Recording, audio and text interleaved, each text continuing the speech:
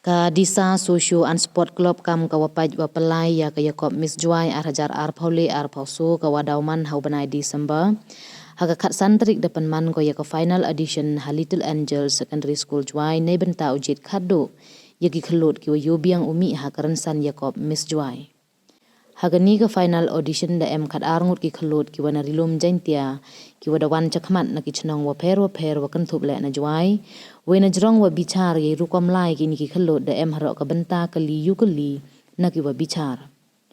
Haka yalang tabian chua usdang ka audition ne liang ka presiden ka disa socio and sport club ka kong ii lalu onggo wagani ka Miss Jowai man ka chimbynta ile ka men ye miat I chempang we wo pengkup bor ye ki kan thai ka rilum jaintia yo ye ki wo lai chakmat he im wa baha wa mian. Wei leng ba gani karansan uyo alat ki wo pen yo ye man kerpang yong ki iman celur wagi wide ki rukom wa man iman to ya kajaj bro ke imlang salang.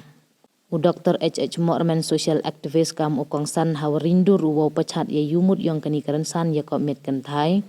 Di inong munau wa hei por na chua ya ka kan thai dapat du ye miat dur dan hi we de khain le ya ka do ne benta wo chong kha chong man.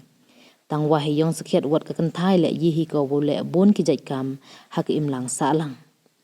Kam te yuluti walang ba icha sikai em benta kini ki khelot hagani kransan la job na rem le daw yo mentoy bahaki heyato wa kaluti im chaprang. Neliang ke wami khamat na po ka butterfly accessories and clothing ki wad em benta lang hagani ka yakom.